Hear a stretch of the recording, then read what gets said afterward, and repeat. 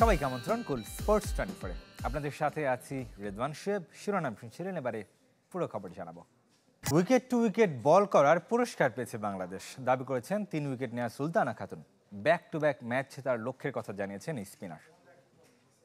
Senior আমাদের কাছে বলছে যে আজকে যত পারি আমরা উইকেটে বল করবো, উইকেটের বাহিরে আমরা কোনো চান্স দিব না। যেহেতু ফার্স্ট ম্যাচ উইন করছি, আমাদের টার্গেট আছে ব্যাক টু ব্যাক ম্যাচ জিতা। আমরা চেষ্টা করব হয়তো বা কাল পরশু দিনকের ম্যাচটাও সেমভাবেই খেলার। সবাই সাকিব কিংবা কোহলি নন, তাই সব ফরম্যাটে খেলতে হবে এমন নয়। ফরম্যাট ভেদে ক্রিকেটারদের ভাগ করে দিতে চায় ক্রিকেট বোর্ড, জানিয়েছেন পরিচালক নাজমুল আবেদিন। অ্যান্টিগা টেস্টের ব্যর্থতায় তার চোখে আবারও প্রমাণিত আন্তর্জাতিক ক্রিকেট মানদণ্ডের চেয়ে কতটা পিছিয়ে বাংলাদেশ। টেস্টে একের পর এক ব্যর্থতা, টানা 5 হার। ব্যর্থতার কারণ সবার জানা, ব্যাটারদের ব্যাটে রান নেই, স্কিলের সমস্যাও প্রকট।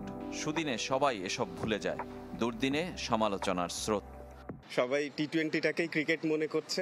আমরা ফার্স্ট ক্লাস ক্রিকেট ইউজ করছি প্রিমিয়ার লিগের প্রস্তুতি হিসাবে, তো আমাদের আসলে উল্টা হওয়া উচিত।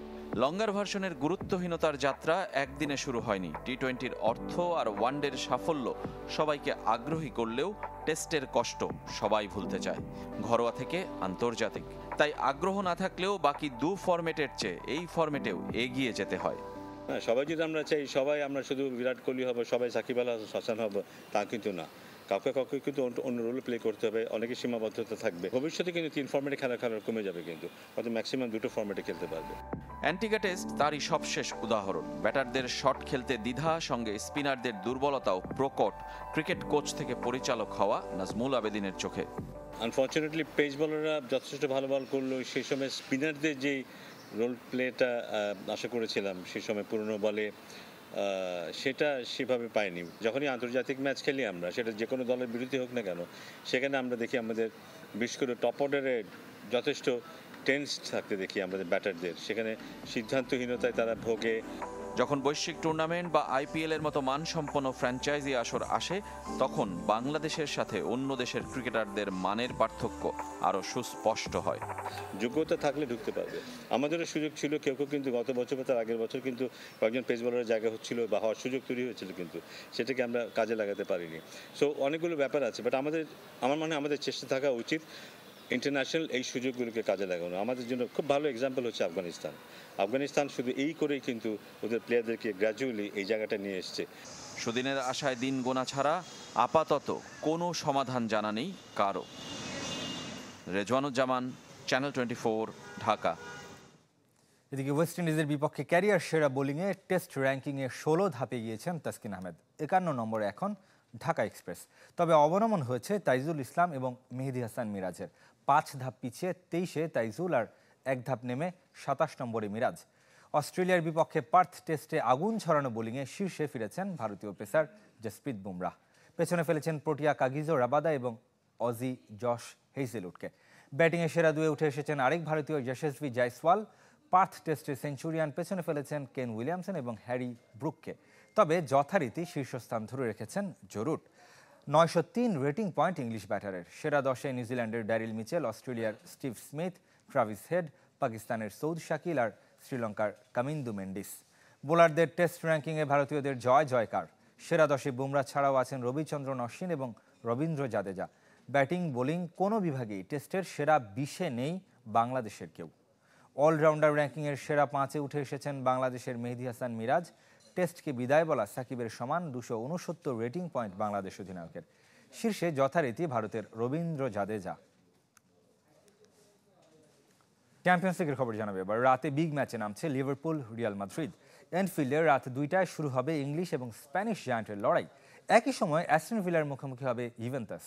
আলাদা ম্যাচে বরুসিয়া ডর্টমুন্ডের প্রতিপক্ষ দিনামো জাগ্রেব। বিগ ম্যাচে ভিনিসিয়াস জুনিয়রকে শুরুর একাদশে নামা হবে না ইংলিশ ডিফেন্ডারের।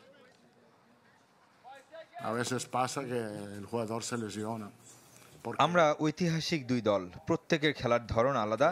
দেখা যাক মাঠে কে সেরা প্রমাণ করতে পারে। ক্লপ থাকুক বা না থাকুক, লিভারপুল সবসময়ই শক্তিশালী প্রতিপক্ষ।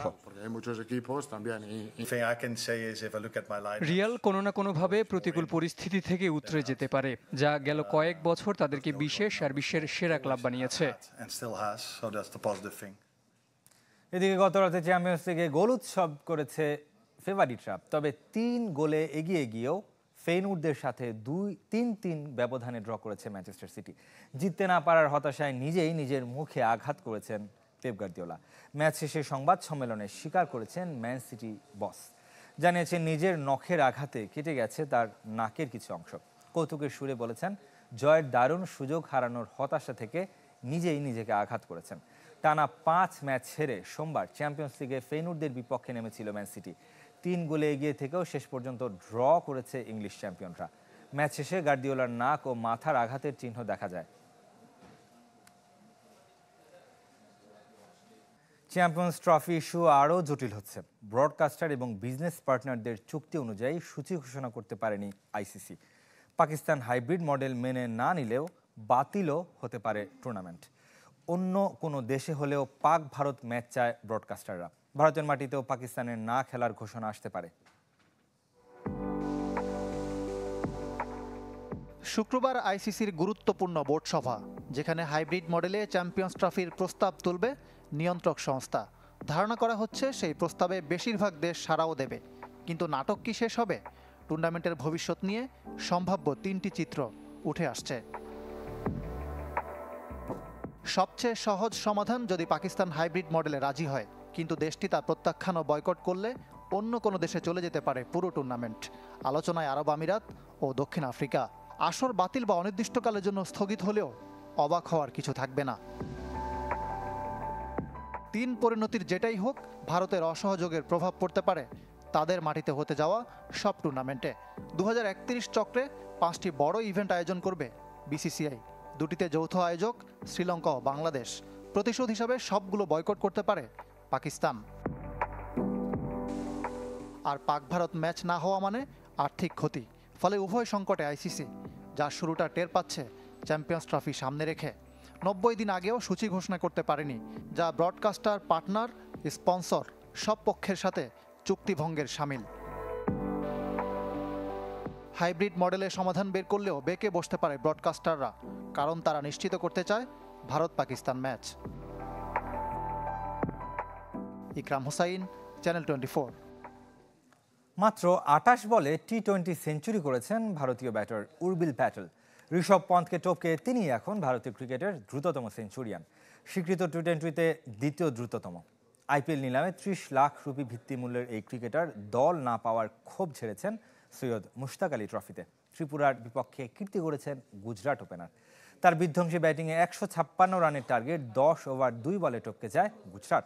35 বলে 113 রানে অপরাজিত ছিলেন উর্বিল। 12-6 আর 7-4-এ সাজানো তার ইনিংস। 2018 সালে মুশতাক আলী ট্রফিতেই 32 বলে ভারতীয় ক্রিকেটার দ্রুততম সেঞ্চুরি করেছিলেন ঋষভ পন্থ।